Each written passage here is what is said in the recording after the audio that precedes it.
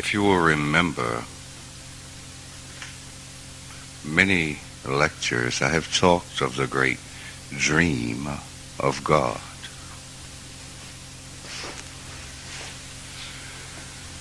The word dream was a key. I said then that the dream of God is the same as your dream.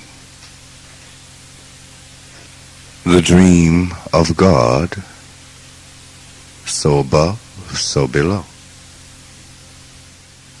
We must begin to see things differently. The order of your dreams are more the natural order of things than what you perceive normally. You will say, my dreams are strange. I will say, no, they are not strange. They are what they are, and it is because of your perception that your dreams appear strange. You may have a knight in a suit of armor getting out of a 1987 Cadillac in a dream. You say, but that's unrealistic. That doesn't make any sense. It makes sense when you understand that there is no time, that all things exist simultaneously, and in the dream you may perceive 1, 2, 3, 4, 5 infinite numbers of possibility and probability simultaneously. Therefore, you have a problem with seeing the logic of it, because you are comparing it with your old frame of logic, which is not the true frame of logic. Does this make sense? When you use the tools that you use to repair your 1934 Ford on your 1987 Ford, doesn't work real well, because the cars have become much more complex. There are many, many more things to do. So the old tools do not work as well. The idea then is to begin to loosen your perception of what is correct. Therefore, you must trust and believe in your dreams more. You must accept them as they are, because they are representative, or more closely representative of the truth. But they too are a distortion. Why? Because the information you are receiving must be translated by your ego in order to make sense to the ego. That in itself is a distortion. You are receiving a message in code. It is like Morse code, dot, dot, dot, dot, dash, dash, dot, dot, dash, dash. The person receiving the message must translate those dots and dashes into words that are understandable. A common language to the people of the country. It is the same way. You are receiving a message. You are picking up a vibration. That vibration is being translated into a language that you as an individual can understand. Therefore, it chooses a symbol here, a symbol there, to approximate the purity of the message received. But in doing so, it's distorted. This is why it is difficult sometimes for you to understand what the dream is saying, because you will look at the characters in the dream as if they truly were the people themselves, and they are not. You may dream of sexual activity with a person, and you'll say when you wake up, I really have no feelings of sexuality toward them? Well, maybe I do. When what you may be perceiving is the concept of unity rather than sex. The concept of unity. You see, it is not so simple as it may seem to you. It is simple, but not necessarily that simple. So, in a dream, when you are interpreting a dream, you must take each individual and say, now, what is it I think of this person?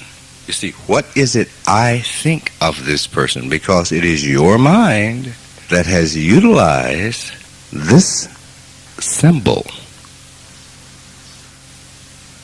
When you write down what you think of that person and the action, it will make sense in a greater concept. It will expand your way of thinking. Most often, things are not what they seem to be.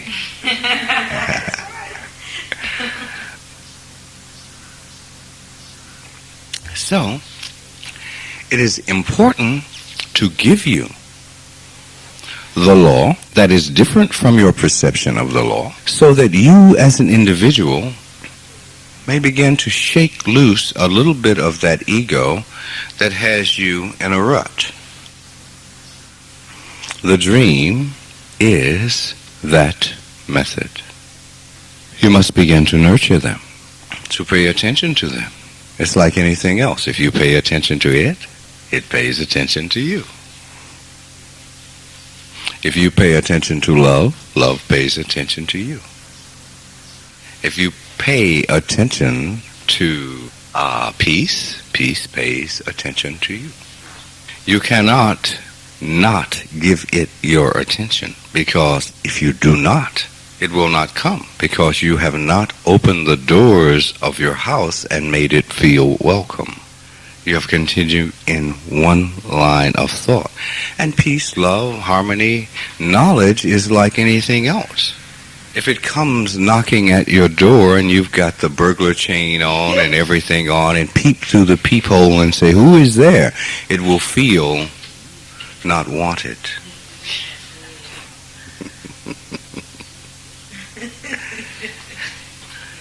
You must want it by giving it attention and allowing it to shake loose this first distortion that you have accepted as truth. It is true. Yes, it is true as far as this line of reality is concerned. And the next line of reality, it is not so. You must begin to work with the dream more closely and to give it more attention, because it is the source of all things.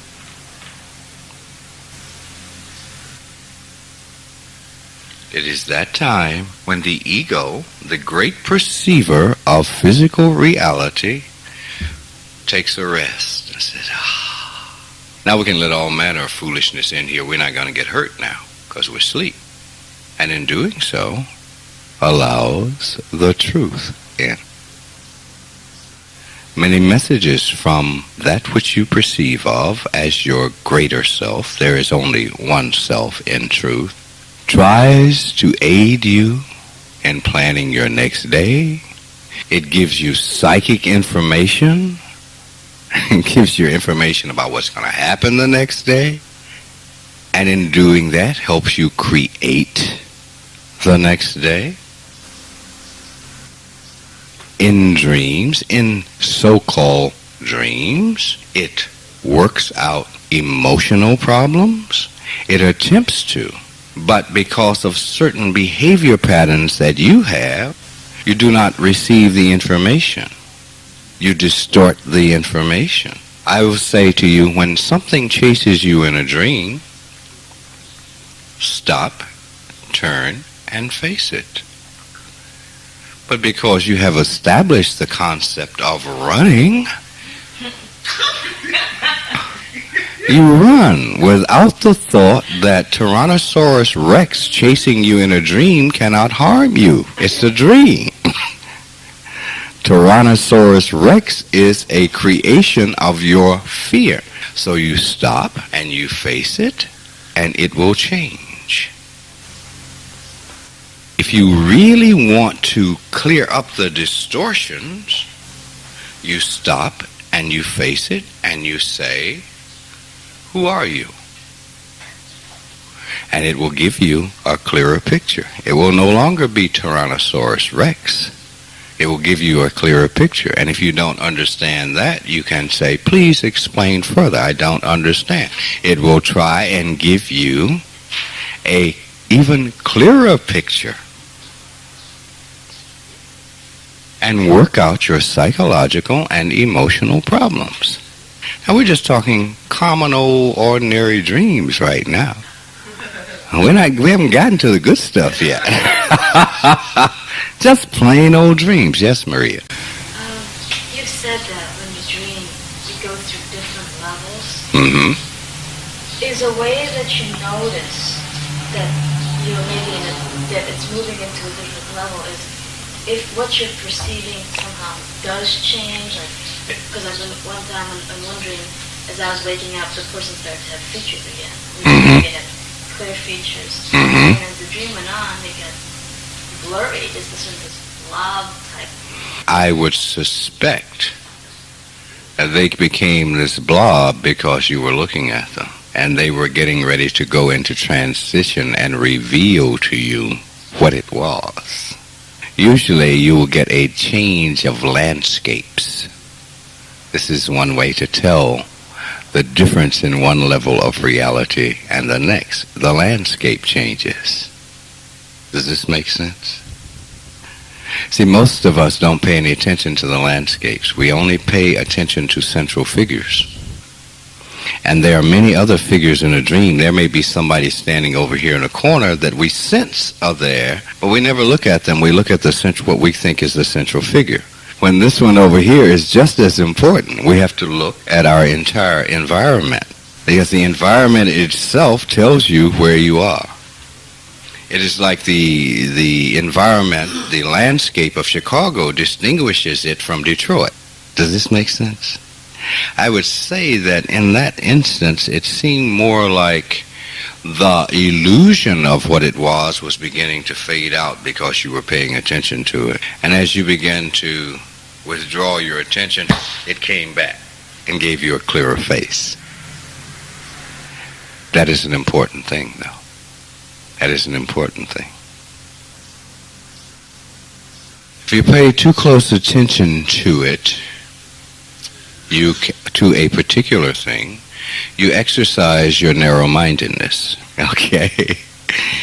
Also, at the next level of thing, which is the astral projection, one of the ways that you can tell that you are astral projecting, supposing you woke up and you walked out of your bedroom into the kitchen, into the living room, and everything looked as it does, except there was one thing that was out of place, one thing that was not there in reality.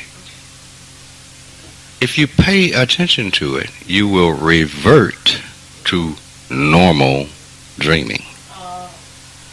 If you look at it and immediately recognize it is an hallucination. It is a hallucination and hallucination. See, I'm right. You will recognize its hallucinatory aspects and it will go away. Whatever it is that is out of right. And you will become solidly implanted at the astral level. So it is important that you look at it as you look at the ordinary world.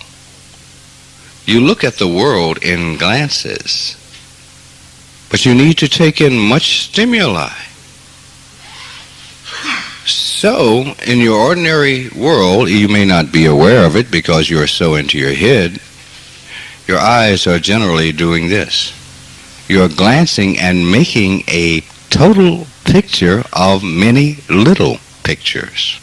You see, this is not as it appears. You make it appear so. Because I look at him, I look here, and I look there, and I define where each of you are in space in relationship to each other. It is not true. That is not the real setup. But in glances, I take this picture, and I put them together, and I make a whole setup. It is part of the original or first distortion. Does this make sense? So, in dreaming, you must do the same thing.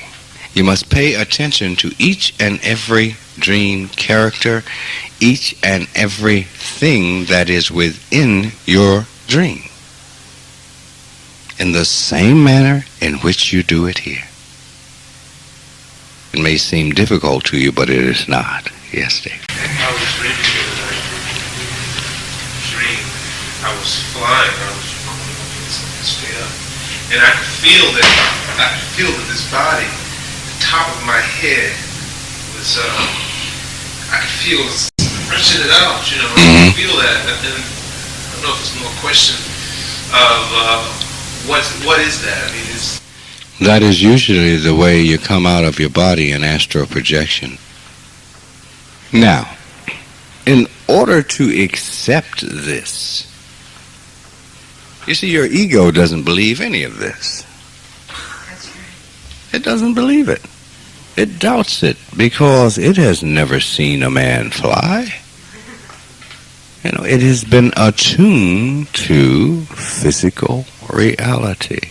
One line in infinity.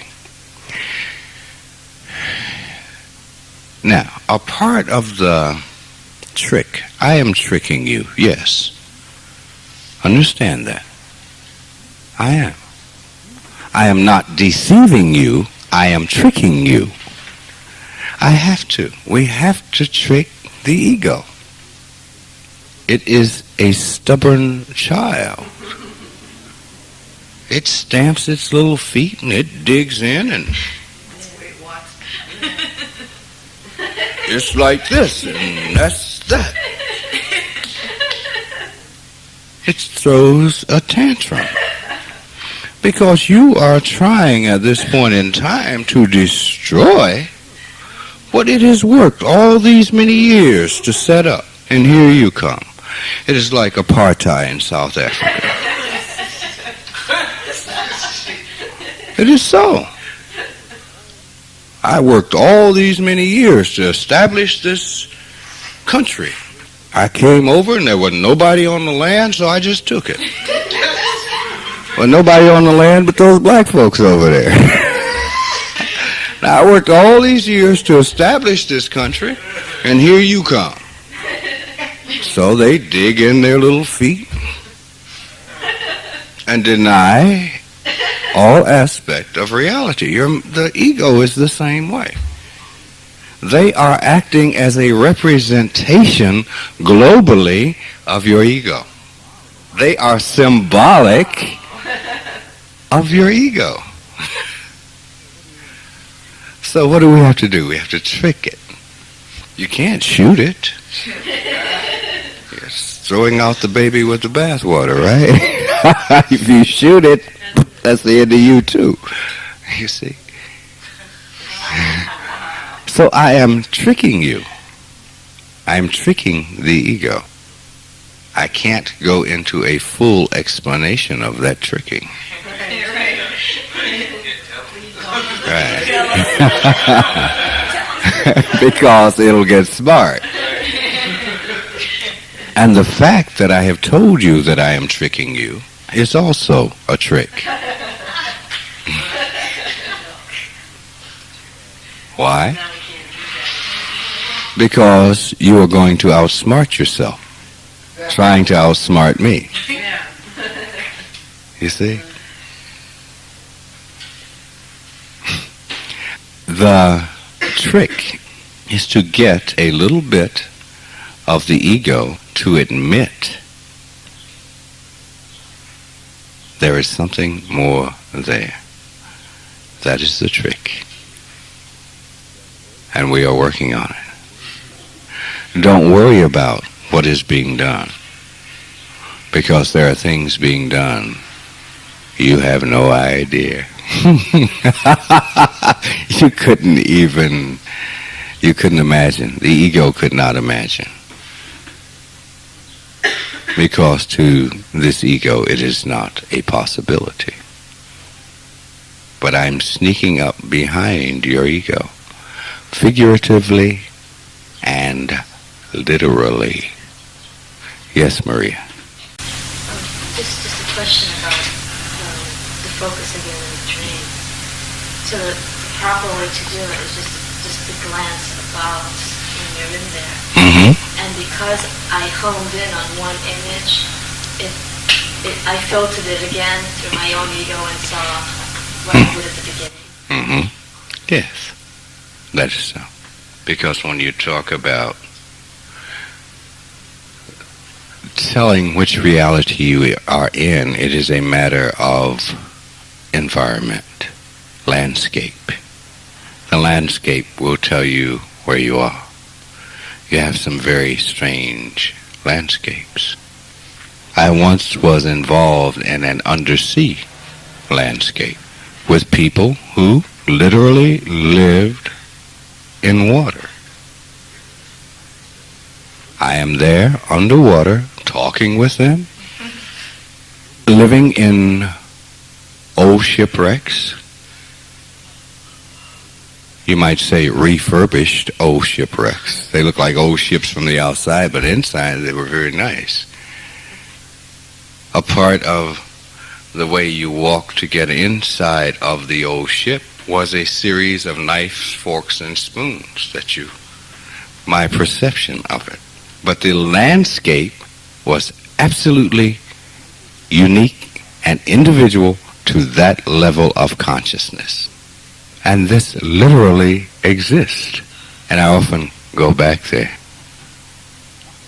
Okay? So we're talking the environment. The natural environment is important. For those of you involved in health, your body has a natural landscape that you must learn to recognize. It is a landscape just like the landscape here. It is perceived through the mind as a landscape. Particular organs have particular landscape qualities. And by paying attention, this is how you will learn whether you are looking at the landscape of your body, pulling out some weeds over here, putting a little shrubbery in over here, healing the body. But it is your attention,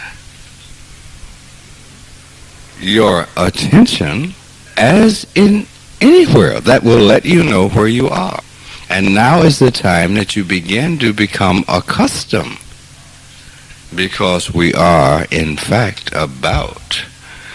we stand on the verge of a great journey. And I literally mean you and I, hand in hand, as like so, embarking upon a great journey. I have something to show you. I literally have something to show you. As I would take your hand and say, come on, let's go outside. Now, understand me. Don't blow this out of perspective. You know? It literally is, if I knew something over here, if there was a great band over here that I wanted you to hear, I say, hey, come on. You wouldn't go, oh. No, understand. There's a great band somewhere I want you to hear. So, I want to show you where it is, that's all. And we are talking literally. So we're about to embark upon a great journey. one of the things that is absolutely important is your attention. And you're learning to identify where you are. You see, you and I together have already been there. Why is it you don't remember it? The reason is attention. And you have not yet become acquainted with your dream symbols. In some of your dreams, I have been a black lady. In some of your dreams, I've been a white male. Some of your dreams, I have been an Indian. Some of your dreams, I have been this weird concoction that you made up. But it's only, I'm saying to you, it's no big thing. All I'm saying to you is you haven't cleared up your perception in order to see clearly what is happening. You have been in places where people wore these great, wonderful, beautiful colored robes. Somebody took you there. Aided you in your travel. I am the cosmic travel agency. That's right. Arrange your vacations now.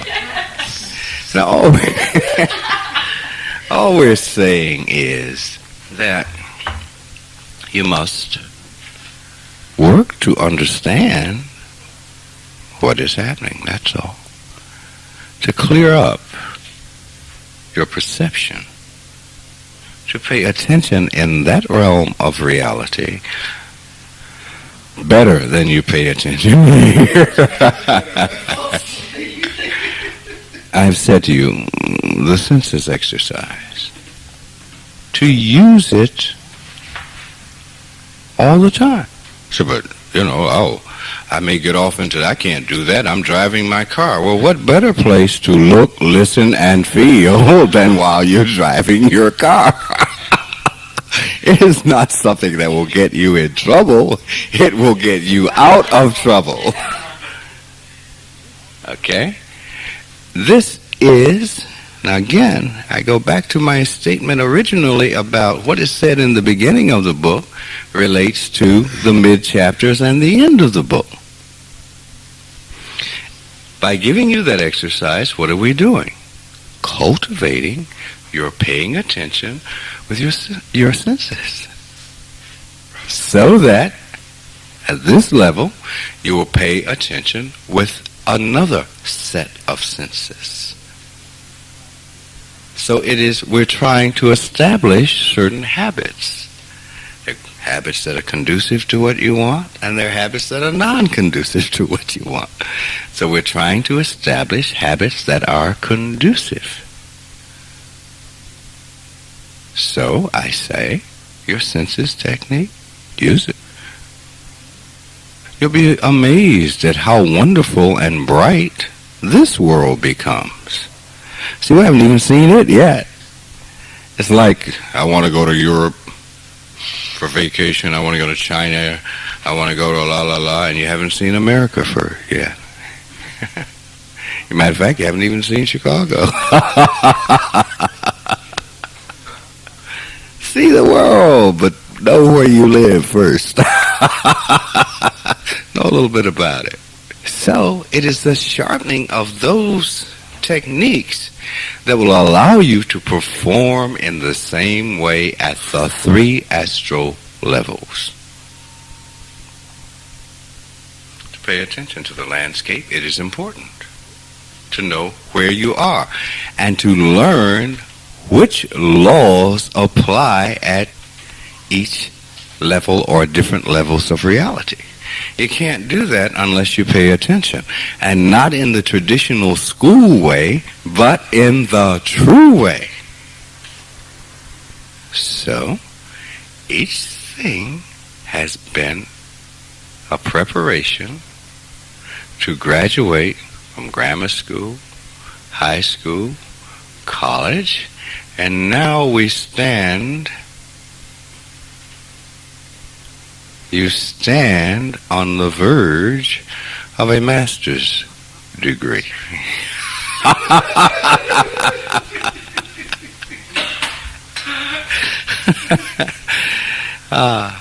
Aren't words wonderful? But in order to do that, you must have done certain things. Okay? And one of them is be aware or pay attention. First of all, you must pay attention to your own behaviors, and you must accept those behaviors. Now, some of us have gotten to that point. I accept my behavior. All right, now what about the other part? Change it. See, we've gotten to, well, I just do that. Yeah, I know that I do that. Well, what are you saying? Let's do something about it. Only for your own benefit. To go into the next stage. You've heard me talk incessantly about self-responsibility. You are going to travel throughout infinity by yourself. You better have self-responsibility. I have not meant to stay with you forever and guide you. I'm just trying to get you started. I'm not trying to keep you forever. You are a free spirit. I'm just trying to get you started. That is all. Infinity awaits you. And infinity awaits the responsible. The same thing awaits the irresponsible, which is called reincarnation. Over and over and over and over again until you get it right. So it is self-responsibility. So we are trying to incorporate all of these necessary tools. Now, we have incorporated them. They are naturally incorporated. We are trying to make you aware.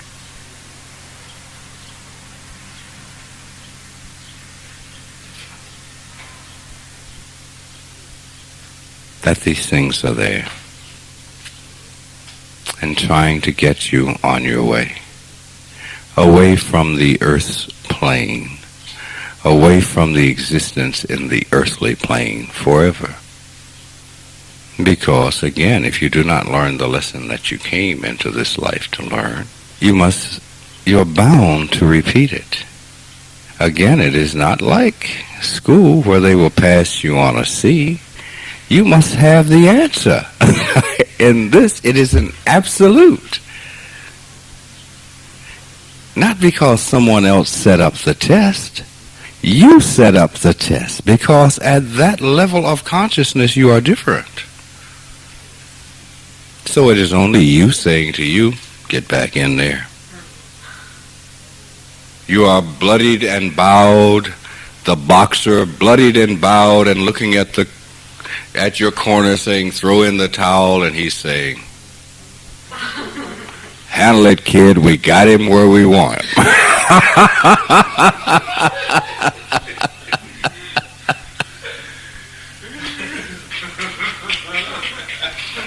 Nope. It is saying, I will accept nothing except total victory. And you're saying, but he's beating me senseless. He says, well, do something about it. I will accept nothing short of absolute victory, of absolute understanding. Of understanding this, that I have extended myself into this reality to understand. There's a mighty blow. Bang! The bell rings. Down you go. And as you drift into nothingness, you say, thank God it is over. But your second, that is your first, throws cold water on your face and says, end of round one. Let's get back in there, kid. you can do it. So? So there's no exit. There's only one way out. You have certain attitudes that you are a victim, and you are not a victim. Do you realize that some of the most... I saw something called May's Miracle. May's Miracle was about a woman called May who adopted a baby. 1 week after the baby's birth, baby's eyes were surgically removed. The baby was severely retarded and also had muscular dystrophy, cerebral palsy. It took this baby 16 years to stand. And somewhere in that time, between 16 and 20-some, one night they were asleep and they heard the piano play. And they go downstairs and they're sitting there at the piano playing great classics, beautifully.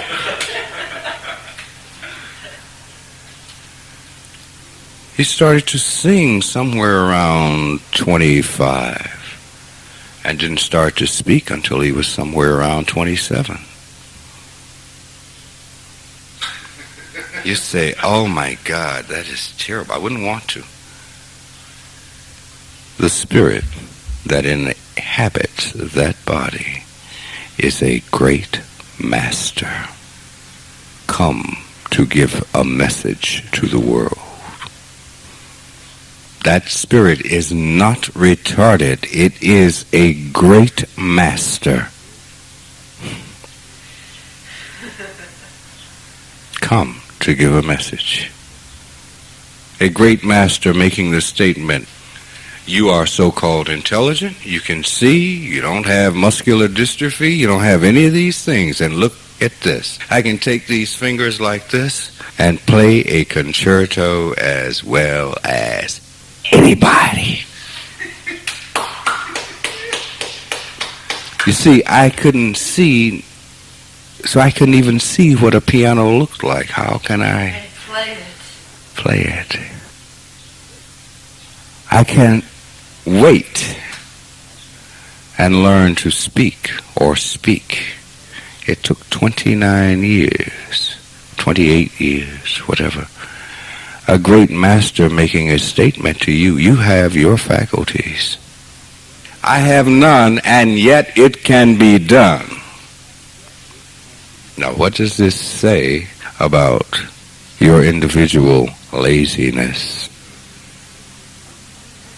It is a wonderfully beautiful experience life is. Absolutely. You give up at the drop of a pen. But understand, you are giving up on yourself. It is not me that you give up on. It is not your mother, your father, your children. It is not, none of that. It is yourself.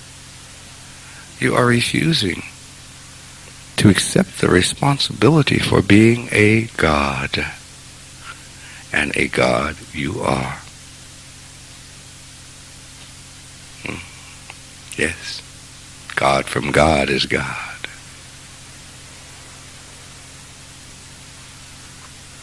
It is only a belief.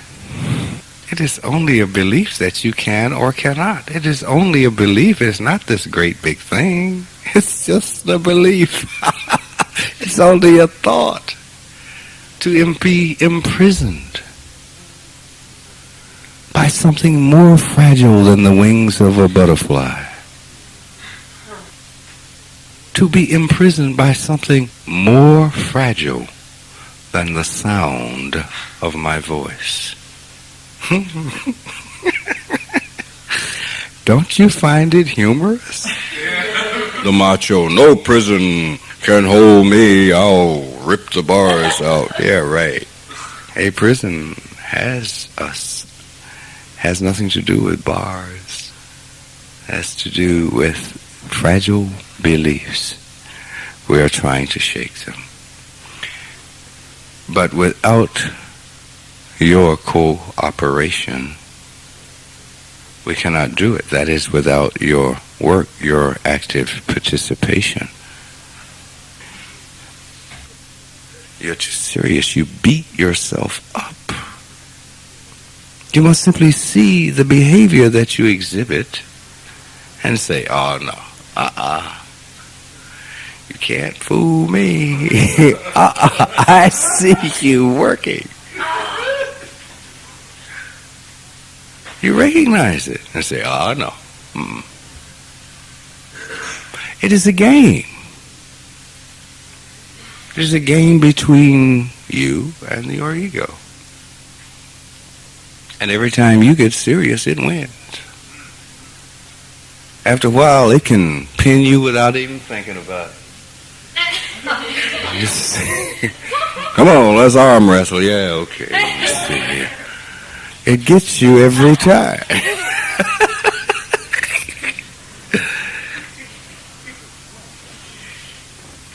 It says, come on, wrestle with me. And you say, no. What? But see, I think, la la la. It's only a thought. It can't win if you don't wrestle.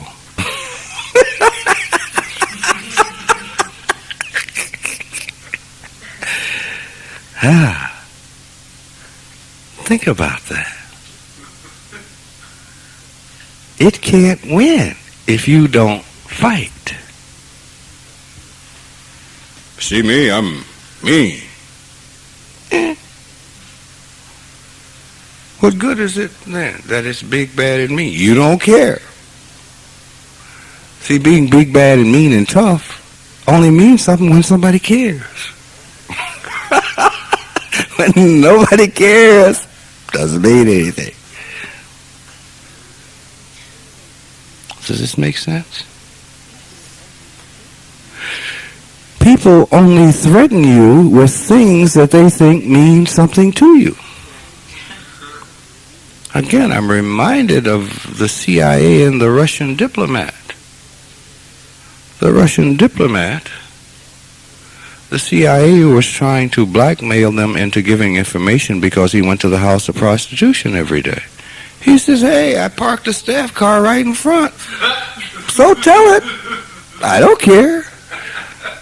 They couldn't. They left him alone. It was only important if they could use it over him. But since he drove the Russian staff car right up to the whorehouse, got out, walked in, hi everybody. So blackmailed me. There was one other gentleman like that. I forget who it was. A very wealthy man who used to go to the house of ill repute. And he had people with trumpets to stand in front and herald his arrival.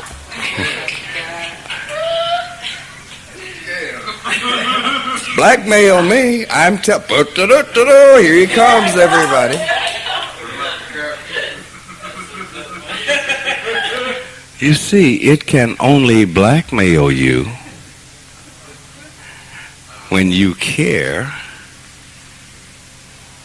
to get entangled with it. And it can only win when you get entangled with it.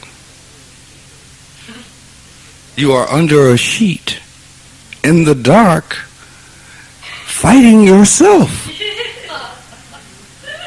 Thinking it's something else. It's this big bad thing. No. It's only a thought. And we must recognize that. In order to become absolutely prepared for the trip you must take. It is a great expedition for knowledge.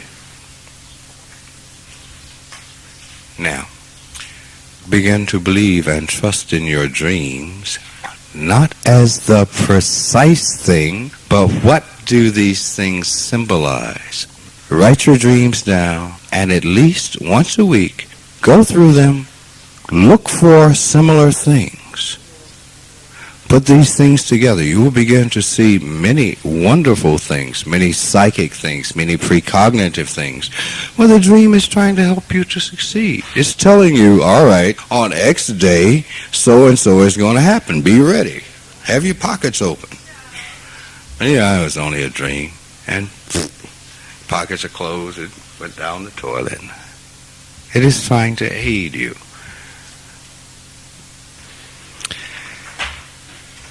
Do not treat this reality different from your dreams.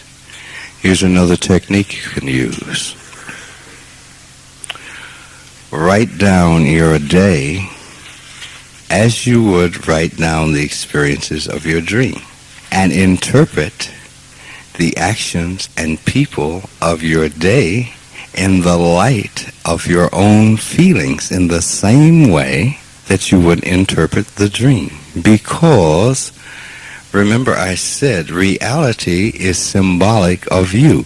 You create it out of your own wishes and desires. Therefore, the people and events that occur are symbolic of the thoughts that you hold.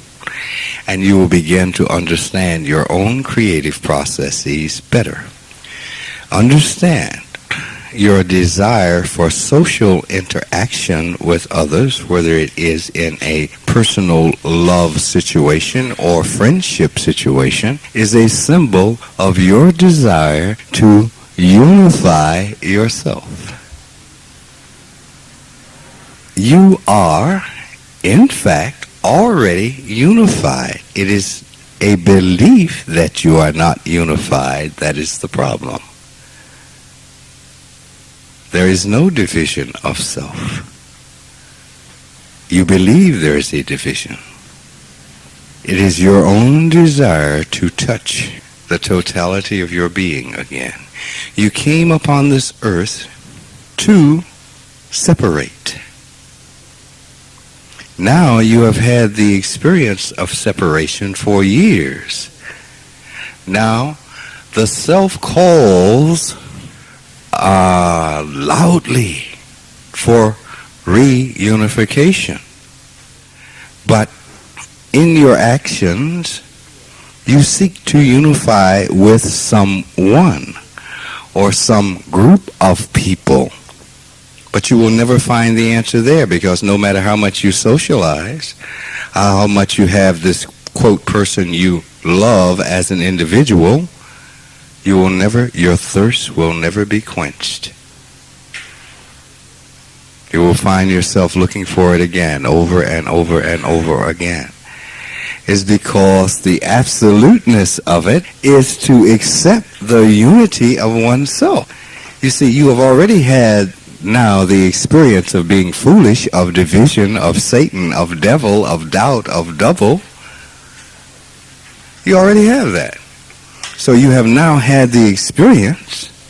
So now, when you come back and accept the oneness of your being, you have had the experience that you came upon this earth to have. And you will be wiser. This is how it works. Be kind to it. Be kind to your ego. Do not call yourself stupid. Do not get on your case. I would hate to be your child, because you would worry me to death. I'd be so damn neurotic. If you treat your child the way you treat your mind, oh God. It is a child. It doesn't understand. You are the adult. Can't you outsmart a child? If you can't outsmart a child, there's something wrong.